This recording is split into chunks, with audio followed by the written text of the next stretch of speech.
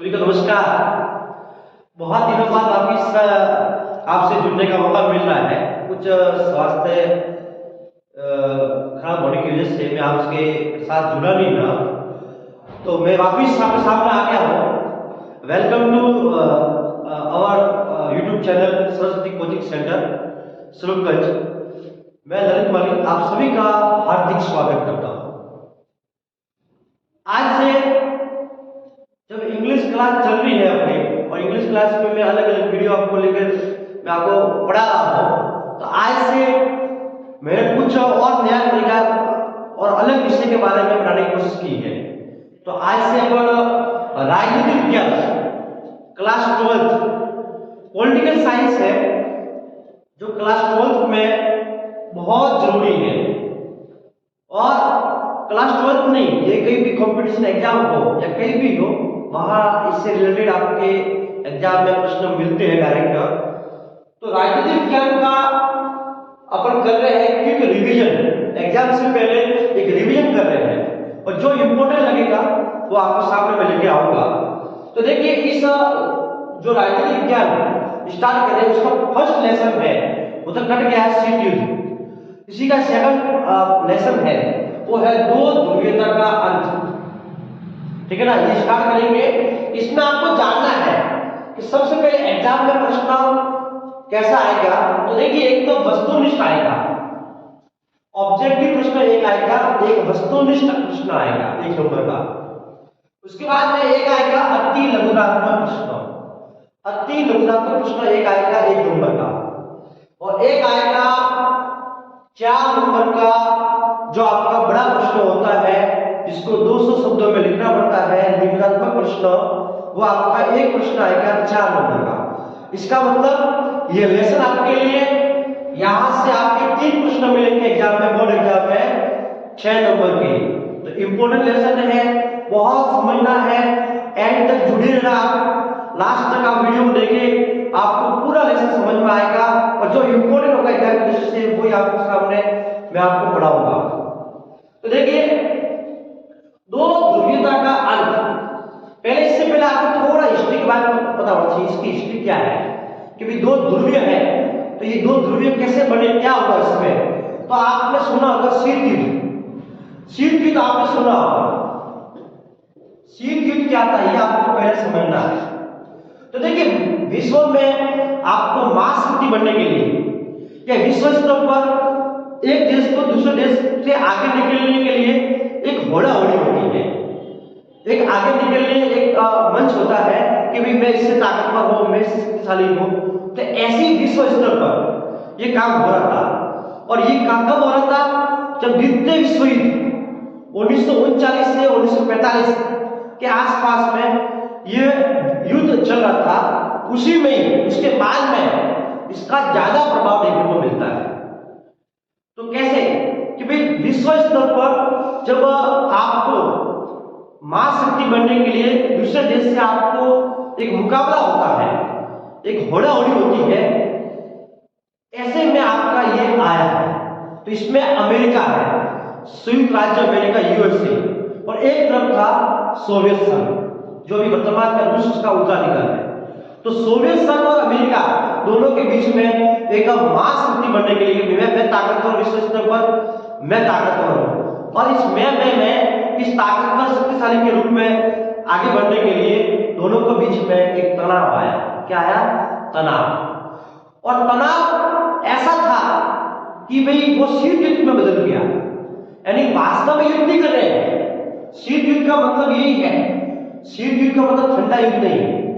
ये आपको ऐसा लग रहा होगा कि शीत का मतलब ठंडा, ठंडे ठंड में चलने वाला युद्ध गलत है, ऐसा जो पढ़ा रहा है वो गलत है। शीत युद्ध का मतलब होता है कि भी दो देश है, अमेरिका है और सोवियत संघ है एक तरफ, ये दोनों आपस में युद्ध की स्थिति बनी रहती है, दोनों के बीच में युद्ध की स्थिति है, लेकिन वास्तव में युद्ध नहीं होता है। अमेरिका वास्तव में युद्ध नहीं कर पाता है सोवियत संघ पर, और सोवियत संघ अमेरिका पर वास्तव में युद्ध नहीं कर पाता है। दोनों के बीच में तनाव चलता है, चाहे वो समाचार पत्र के द्वारा हो, रेडियो के द्वारा हो, भाषण के द्वारा हो, या पत्र के द्वारा हो, और या व्यक्ति के माध्यम के द्वारा वो एक दूसरे पर आरोप प्रत्यारोप लगा रहे हैं, ये था शीत युद्ध। यानी शीत युद्ध का मतलब वास्तव में युद्ध न होना, युद्ध की स्थिति बनाए रखना लेकिन वास्तव में युद्ध न होना। ये चल रहा था अमेरिका और सोवियत संघ के बीच में। वहां से ही एक शीत युद्ध स्टार्ट होता है, और जब शीत युद्ध स्टार्ट होता है धीरे धीरे, तो इसका प्रभाव कैसे इफेक्ट पड़ता है वो आगे देखते देंगे। तो उस समय विश्व स्तर पर यूरोप है, यूरोप दो ध्रुव में बढ़ गया था। कौन से दो ध्रुव थे? देखिए, यूरोप में जब यूरोप था उसमें आपका दो भागों में बढ़ गया यूरोप। एक था पश्चिमी ध्रुव और एक था पूर्वी ध्रुव। पश्चिमी ध्रुव है जिसका जो लीडरशिप, जो जिसके पास में कमान थी वो था संयुक्त राज्य अमेरिका, यूएसए। और पूर्वी ध्रुव था, उसके साथ में था सोवियत संघ। यानी पश्चिमी ध्रुव और पूर्वी ध्रुव, संयुक्त राज्य अमेरिका और सोवियत संघ, इन दोनों के बीच में जब विचारधाराओं की लड़ाई हुई, जब एक शीत युद्ध की लड़ाई हुई, इसमें वास्तव में युद्ध न हुआ लेकिन तनाव की स्थिति बनी रही, वो इस लेसन में अपन पढ़ रहे हैं। तो देखिए, यूरोप दो भागों में बढ़ गया। अमेरिका एक तरफ था, एक तरफ था सोवियत संघ। अमेरिका है, उसकी विचारधारा क्या थी वो आपको समझना है। तो अमेरिका है, उसकी विचारधारा थी पूंजीवादी। पूंजीवाद क्या होता है? तो देखिए, पूंजीवाद का मतलब निजी व्यक्तित्व, यानी किसी एक व्यक्ति का है, किसी उस पर जो स्वामी है वो निजी स्वामी है। ये मान लो कि भाई अपने एक गांव है और उस गांव में बात की जाए कि भाई उसका खेत है और उस खेत का मालिक एक व्यक्ति है, तो वो तो क्या निजी, क्या हो गया निजी। या अपन बाजार में जाते हैं और बाजार में या कहीं पर भी कोई दुकान मिलती है और उस व्यक्ति की होती है, जो वो सामान बेच रहा है वो है निजी स्वामित्व। और एक तरफ विचारधारा थी साम्यवादी, जो सोवियत संघ था। अब साम्यवादी क्या होता है? तो देखिए, बात की जाए, साम्यवादी का मतलब होता है कि उसका स्वामी निजी नहीं है, एक व्यक्ति नहीं है, वो पूरे समुदाय का है। क्या होता है? समुदाय। इसका जो स्वामी है वो है समुदाय। क्या है? समुदाय। समुदाय में क्या मतलब? एक व्यक्ति का नहीं, पूरे समुदाय का होता है। इसमें 5 लोग हो सकते हैं, 10 लोग हो सकते हैं, पूरा गांव हो सकता है, पूरे एक राज्य का हो सकता है, देश का हो सकता है। वो होता है साम्यवादी विचारधारा। और पूंजीवादी में क्या आता है? इसमें आता है निजी स्वामित्व। निजी स्वामित्व यानी व्यक्तित्व, यानी एक व्यक्ति का जो है वो तो हो गया पूंजीवादी, और जो पूरे समुदाय का है, सभी का है, वो हो गया साम्यवादी। बात की जाए तो एक प्राइवेट स्कूल होती है, प्राइवेट स्कूल है एक निजी में आती है, और एक सरकारी स्कूल है वो किस में आती है? साम्यवादी, समुदाय में आती है, साम्यवादी। तो ये विचारधारा थी, अरे अमेरिका की जो विचारधारा थी वो थी पूंजीवाद। कौन सी थी? पूंजीवाद। और सोवियत संघ की जो विचारधारा थी वो कौन सी थी? साम्यवाद। तो ये विचारधारा की लड़ाई थी। बात की गई कि भाई संयुक्त राज्य अमेरिका, अमेरिका का जो सैन्य संगठन था उसका नाम था नाटो, और एक सैन्य संगठन है जिसमें एक संगठन बनाते हैं और उसमें अलग अलग देशों को बोला जाता है कि आप हमारे संगठन में शामिल हो सकते हो। और इसमें क्या होता है कि भाई एक देश पर हमला हो रहा है, मान लो एक नाटो में मान लो 12 देश है, और 12 देश उस नाटो में शामिल है, और उस 12 देश में से यदि एक देश पर किसी ने हमला किया है या एक देश पर कोई न कोई नुकसान हो रहा है, तो वो पूरे 12 देशों में माना जाएगा, पूरे नाटो समुदाय में माना जाएगा। इसका मतलब नाटो में जो देश शामिल हो रहे हैं उसकी जो रक्षा करनी है उन 12 देश मिलकर करेंगे। तो ये अमेरिका ने अपना सैन्य संगठन बनाया, तो बनाया नाटो। क्या बनाया? नाटो। इसकी जो पूरा नाम है, इसका पूरा नाम है उत्तर अटलांटिक संधि संगठन। ये ध्यान रखना, खास एग्जाम में आते रहते हैं। उत्तर अटलांटिक संधि संगठन, ध्यान रखना। इसकी स्थापना कब हुई? इसकी स्थापना हुई 4 अप्रैल 1949। 4 अप्रैल यानी 4 अप्रैल 1949 को इसकी स्थापना होती है। और इसमें शामिल देश है वो कितने हैं? 12। कितने देश शामिल है? 12 देश शामिल है। इसी पर दूसरी तरफ जो विचारधारा थी सोवियत संघ की, वो थी साम्यवादी, और इसका सैन्य संगठन था वो था वार्सा। इसका कौन सा संगठन था? वार्सा।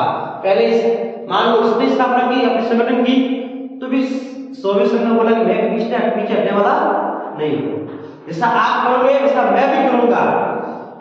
आप महाशक्ति बनने की होड़ करोगे तो मैं भी विश्व स्तर महाशक्ति पर बनने की कोशिश करूंगा। एक दूसरे में एक मुकाबला चल रहा है, कॉम्पिटिशन चल रहा है महाशक्ति बनने के लिए। तो इसने अपना संगठन बनाया, तो बनाया वार्सा। क्या बनाया? वार्सा। और इसकी स्थापना हुई 1955 में। कब हुई? 1955 में। कितने देश शामिल थे? 15 देश। कितने देश शामिल थे? 15 देश। तो ये ध्यान रखना है। अब यहां से प्रश्न कैसे बन सकते हैं? तो एक नंबर में ऑब्जेक्टिव में प्रश्न आ सकता है आपके, अति लघुनात्मक 1 नंबर का प्रश्न आ सकता है यहां से। ये बहुत जरूरी है। तो देखिए प्रश्न पूछ सकते हैं कि भाई पूंजीवादी विचारधारा क्या होती है, साम्यवादी विचारधारा क्या होती है। पूंजीवाद में कौन था? अमेरिका। साम्यवाद में कौन था? सोवियत संघ। इनका सैन्य संगठन कौन सा था? पूंजीवाद का। या अमेरिका सैन्य संगठन कौन सा था? ये नाटो। नाटो का पूरा नाम क्या है? ये आ सकता है। नाटो की स्थापना कब हुई? ये आ सकता है। नाटो में कितने देश शामिल थे? ये आ सकता है। फिर सोवियत संघ की विचारधारा का नाम क्या था? इसकी सैन्य संगठन का नाम क्या था? वार्सा। इसकी स्थापना कब हुई? 1955 में। शामिल कितने देश थे? 15। ऐसे प्रश्न आपके एग्जाम में आते हैं, तो आपको घबराना नहीं है, मैं आपके साथ में हूं। आपके जितने भी एग्जाम में प्रश्न बन सकते हैं, मैं आपके सारे यहाँ पर डाउट क्लियर करवाऊंगा एक एक चीज। और आपको कोई भी डाउट लगता है तो आप कमेंट बॉक्स कीजिए, आपका कोई भी डाउट होगा मैं वो दूर करवाऊंगा। ओके, अब देखिए आगे किस प्रकार दोनों के बीच में विभाजन चला है। तो आगे अमेरिका और सोवियत संघ के बीच में किस प्रकार आगे जो शीत युद्ध लड़ाई है वो चलती रहती है। तो देखिए अब आपको ध्यान रखना है, यूरोप है वो एक पश्चिमी ध्रुव के रूप में और पूर्वी ध्रुव में बढ़ गया था। तो इसी में यूरोप 2 ध्रुव में बढ़ गया है, विभाजन हो गया है यूरोप का। और ये आपको ध्यान रखना है कि शीत युद्ध का सबसे बड़ा प्रतीक क्या है। ये इंपॉर्टेंट है, वेरी इंपॉर्टेंट। ये ध्यान रखना है आपको खास कि भाई शीत युद्ध का सबसे बड़ा प्रतीक क्या था। तो आपको ध्यान रखना है शीत युद्ध का सबसे बड़ा प्रतीक क्या था? बर्लिन की दीवार। या खास ध्यान रखना, बर्लिन की दीवार। ये आता है एग्जाम में कई बार पूछा गया है। इसमें क्या था? तो देखिए जर्मनी में बात की जाए जर्मनी की, तो जर्मनी को मान लो ये जर्मनी है, ये जर्मनी को 2 भागों में बांट दिया था। और जर्मनी की राजधानी बर्लिन है, उसी बर्लिन की बात की जाए, जर्मनी की बात की जाए, तो बर्लिन की दीवार बीच में खड़ी कर दी गई। इसका मतलब जर्मनी का विभाजन हुआ। जो जर्मनी बात की जाए जो पश्चिमी भाग था, और जो पूंजीवाद विचारधारा जिसकी, वो उसका जो लीडर था और जिसकी जो ध्यान रखा था वो था अमेरिका। और जो जर्मनी जो पूर्वी भाग में था और जो साम्यवादी विचारधारा थी उसका जो नेतृत्व कर रहा था वो था सोवियत संघ। तो इस प्रकार बर्लिन की दीवार बीच में खड़ी की गई और एक शीत युद्ध स्टार्ट हुआ। अमेरिका और सोवियत संघ इन दोनों के बीच में जो होड़ी महाशक्ति बनने के लिए चल रही थी, वही एक बात की जाए शीत युद्ध का सबसे बड़ा प्रतीक बर्लिन की दीवार थी। बर्लिन की दीवार खड़ी करके ये साबित कर दिया इन दोनों देशों ने कि महाशक्ति बनने के लिए हम कुछ भी कर सकते हैं। एक देश का विभाजन भी कर सकते हैं। और आपको सब पता ही है जब एक देश का विभाजन होता है दो भागों में तो कितना बड़ा एक त्रासदी के रूप में साबित होता है। तो ये इन दोनों विचारधाराओं ने किया। अब देखिए अपने अपने महाशक्ति बनने के लिए क्या हुआ आगे, तो बर्लिन की दीवार खड़ी की गई 1961 में। ध्यान रखना खास, 1961 में बर्लिन की दीवार को खड़ी कर दी गई। 1961 ध्यान रखना, ये खास है। तो पश्चिमी भाग हो गया, पूर्वी भाग, बीच में ये देखो ये लिखा सामने बनाई हुई है, ये बर्लिन की दीवार है। यानी जर्मनी पूरा है, इस जर्मनी को दो भाग बांट दिया है, पश्चिमी भाग में और पूर्वी भाग में। और बर्लिन की दीवार किसका प्रतीक है? पूंजीवादी दुनिया और साम्यवादी दुनिया, यानी दोनों के बीच के विभाजन का प्रतीक थी। चाहे पूंजीवाद जो निजी स्वामित्व वाला होता है अमेरिका, और साम्यवादी दुनिया है वो है सोवियत संघ है, जो पूरे समुदाय का ध्यान रखता है। तो पूरी दुनिया है बात की जाए या उस जर्मनी को दो भागों में बांट दिया, पश्चिमी जर्मनी और पूर्वी जर्मनी। यही है दोनों के बीच के विभाजन का प्रतीक थी। ये ध्यान रखना खास, प्रश्न पूछ लेगा आपको शीत युद्ध का सबसे बड़ा प्रतीक क्या था? वो थी बर्लिन की दीवार। बर्लिन की दीवार क्या है? दोनों के बीच के विभाजन का प्रतीक। ये आपको इंपोर्टेंट ध्यान रखने हैं, यहां से प्रश्न आपके बन सकते हैं। और कोई भी आपको डाउट लग रहा है तो आप मुझे डाउट इसमें सेंड कीजिए कमेंट बॉक्स में। कोई भी डाउट होता है मैं आपका डाउट क्लियर करवाऊंगा। और पॉलिटिकल साइंस के आपको जो भी नोट्स चाहिए तो मेरे पास नोट्स भी है, ये मेरे खुद के द्वारा बनाए गए नोट्स है। इसमें आपको बहुत तरीके से नोट्स लिखे हुए हैं, हैंडराइटिंग मेरी है, मेरे खुद के द्वारा लिखे गए हैं।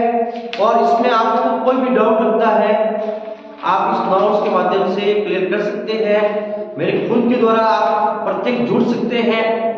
और इम्पोर्टेंट सब नोट्स हैं, तो आपको चाहिए हो तो आप नीचे नंबर दिए गए हैं उनसे संपर्क कीजिए, आपको नोट्स आपको मिल जाएंगे। और कोई भी डाउट हो तो आप कमेंट बॉक्स में लिखिए, आपका डाउट सॉल्यूशन करवाऊंगा। और आपको ये आज जो अपनी क्लास है आगे जारी रहेगी, ये अभी लेसन पूरा नहीं हुआ है, लेसन बाकी है, लेकिन आज की क्लास आज खत्म हो जाती है। नेक्स्ट कल पढ़ेंगे अपन। और आपको समझ में आ रहा है तो कमेंट में आप यस लिखें और लाइक शेयर और सब्सक्राइब करना न भूलें। Thank you.